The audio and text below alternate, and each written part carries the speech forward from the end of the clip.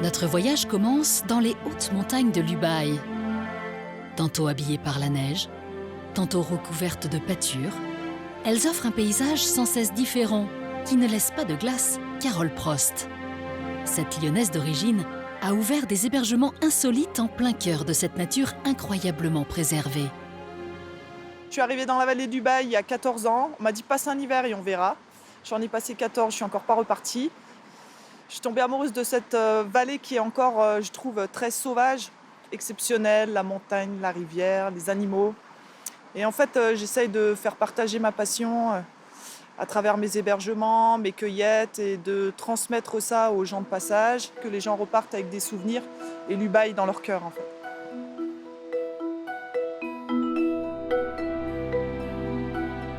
Si Carole aime partager avec ses hôtes ses petits coins secrets, il reste encore quelques endroits qu'elle n'a pas eu le temps de découvrir, comme la cité fortifiée de Colmar-les-Alpes, nichée en fond de vallée. Elle y retrouve Julie Emmerich, une historienne passionnée qui se bat pour préserver le patrimoine de ce village de caractère. Et c'est dans le petit marché local, au pied des remparts, que les deux jeunes femmes commencent leur visite. Bon, avant d'entrer dans le village, je te fais faire un tour du marché. Oh Daniel, mais il y a l'Ubaye, il y a Ubaye à Colmar. Je te fais un petit bisou. Ça va? Ça va et toi? Bah oui, bon ça bosse un peu à Colmar. Bon bah travaille bien, je reviendrai te voir plus tard. Alors là, on rentre dans le village par la porte de France, qui est une des deux portes de Colmar. C'est impressionnant. Julie, je suis vraiment très curieuse que tu m'emmènes dans ce village et de pouvoir marcher sur les vieilles pierres. Des vieilles pierres qui sont en effet chargées d'histoire. À la fin du XIVe siècle, Colmar devient ville frontière du comté de Provence et s'entoure de remparts. Des fortifications qui seront aménagées jusqu'au XVIIe siècle par l'architecte de Louis XIV, Vauban. Donc là, on est sur le chemin de ronde, c'est ça, Julie? Absolument, on circule sur le chemin de ronde. Donc le chemin de ronde, il existait déjà au Moyen-Âge. Et puis à l'époque de Vauban, on va le réaménager complètement. Et puis on va ouvrir donc ces embrasures à fusil. À l'époque, c'était de simples créneaux. Donc là, on va y mettre des embrasures à fusil pour protéger la place. Donc là, on a marché sur le chemin de ronde, mais qui dit fortification dit tour aussi, j'imagine. Absolument, tu avais au Moyen-Âge 8 tours qui défendaient Colmar, des tours carrées, comme on peut voir là. Le clocher, en fait, c'est une ancienne tour médiévale. En période de paix, il faisait office de clocher. En période de conflit, il reprenait sa fonction défensive, on va dire, avec effectivement des petites meurtrières qu'on voit encore sur le bas du clocher. Et puis, au 19e, il va être surélevé 2 fois pour que le son de cloche projette mieux dans la vallée et soit plus audible des habitants des hameaux qui dépendent de Colmar. Ouais. D'accord. Pour renforcer la frontière avec le duché de Savoie, Vauban préconise la construction de 2 forts qui surplombent le village. L'imposant fort de Savoie, exposé en première ligne, est aujourd'hui devenu l'emblème de Colmar. Pourtant, Julie a choisi d'emmener Carole dans les coulisses moins connues du 2e fort. Le fort de France fut construit en 3 ans par les soldats de l'armée de Louis XIV. Ce lieu est aujourd'hui devenu le combat de Julie, qui veut redonner ses lettres de noblesse au majestueux bâtiment militaire. Ça fait 40 ans qu'il est fermé au public, même pour les colmartiens eux-mêmes. Et donc, je me suis fait l'effort de le réouvrir dans le cadre de visites guidées plutôt récemment. Bien. Et voilà, j'essaie de le valoriser un petit peu parce que c'est un endroit pour moi particulier. J'imagine que même des villageois sont curieux de pouvoir re-rentrer dedans. Absolument, oui. Il y a des gens qui, enfants, venaient jouer dans le Fort de France quand il était encore ouvert en visite libre. Qui l'ont redécouvert et qui l'ont grâce à toi. redécouvert en ma compagnie. Ouais. Ah, Donc c'était des moments plutôt agréables à vivre. c'est super. Clous martelés quand même. Ils sont forgés.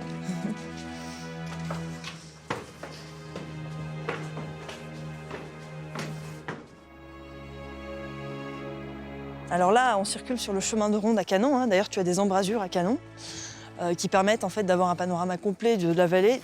D'accord. Ah oui, je comprends mieux la place stratégique pour défendre le village. Absolument, ouais. Quand même, hein. On sent le poids de l'histoire, là. Hein. Ouais. On marche où les soldats ont marché. Ah bah ça, c'est sûr. C'est quand même très chouette que tu fasses passer maintenant de génération en génération aussi cette histoire. Ah bah c'est le but de tous ceux qui sont animés de la passion de l'histoire et du patrimoine en général, de le transmettre. Ce n'est plus au pied des montagnes du Val d'Alos, mais à leur sommet que Carole a maintenant décidé de se rendre, près de Seynes-les-Alpes et du lac Noir, bien connu des randonneurs. C'est avec Stéphane Meuriot, accompagnateur en montagne et un guide atypique à 4 pattes, qu'elle va randonner dans les paysages à couper le souffle. Bon, tu m'emmènes où? Eh bien, je t'emmène dans un endroit que j'aime beaucoup. C'est une rando familiale, c'est vraiment un endroit qui est accessible. Alors là, on est un petit peu hors saison, donc on peut le faire à pied tranquillement et on peut aussi y accéder par télésiège. Steph, le dénivelé là, on va grimper C'est un beaucoup. petit dénivelé, c'est un petit dénivelé, on va faire 300 mètres et on va monter à 2200 à peu près, donc Avec une météo. avec une Formidable. météo formidable. Ça va être magique. Ouais, ça va être très bien. Stéphane réserve à Carole une pause déjeuner dans un cadre paradisiaque. Et pour l'aider à porter sa surprise, il a fait appel à Emmanuelle Vors, éleveuse, et à sa mule Malika, un animal qui était l'emblème de la région jusqu'au milieu du XXe siècle pour sa robustesse. Mais Emmanuel, ta mule, Malika, elle marche super bien là, malgré le terrain un peu escarpé de montagne. Oui, t'as vu comme elle est à l'aise dans les petits sentiers? Ouais, j'ai vu ça. Mais il y avait une histoire aussi économique dans le temps sur Seynes, je crois, par rapport aux mules et aux mulets. Oui, la mule dans le pays de Seynes, c'est pas du tout par hasard. À la fois, c'était un berceau d'élevage qui était très réputé. C'était le deuxième, voire le premier en France Les gens venaient de loin pour pour chercher acheter des mules. Donc un berceau d'élevage et aussi une plateforme de commerce liée à cet animal, qui est spécifiquement adapté à la montagne. C'était vraiment une force de travail. Je la trouve magnifique et ça montre voilà, que la mule ou le mulet qui peut avoir une réputation finalement négative, c'est une belle bête et que ça peut servir dans nos terrains un peu escarpés, quoi. On y retourne? Allez, c'est parti. Cette tradition mulassière se perpétue aujourd'hui dans la région, où des concours de mules sont organisés chaque année depuis 1923. Mais les mules ne sont pas la seule richesse de cette région montagnarde. On y trouve d'autres trésors auxquels Stéphane entend bien initier Carole. Ce qui est intéressant, c'est le côté Alpes et Provence, puisqu'on va trouver autant du génépi ici que de l'ail. Je vais te faire découvrir ça dans un instant, puisqu'on a de l'ail des vignes qui pousse ici.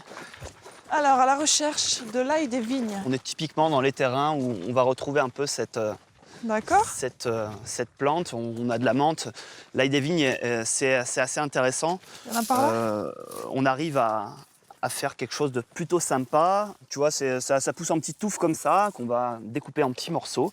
Et avec un petit peu d'huile, avec quelques aromates aussi. Mais après, Donc accru comme l'ail des ours. accru, ouais, exactement. Tu veux goûter? Je veux bien parce que l'ail des ours je connais, mais ça non. Alors? Pas mal. Eh oui. C'est une ressource qu'on a juste à côté de nous, donc on en On a tout profite. ce qu'il faut ici, hein? Et bien sûr.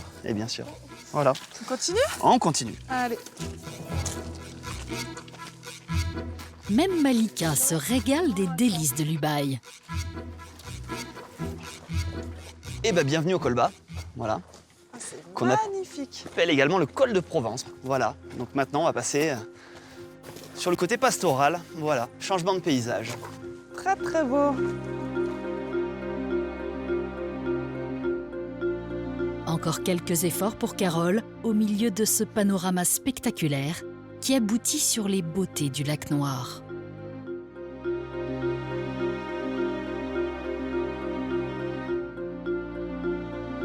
Et voici notre récompense, le fameux lac Noir. Je ne sais pas ce que vous en pensez, mais Bah c'est très chouette. ça vous plaît? Enfin, on Allez, arrive. Ça vaut le coup, hein. Ça vaut le coup. C'est vraiment très très beau.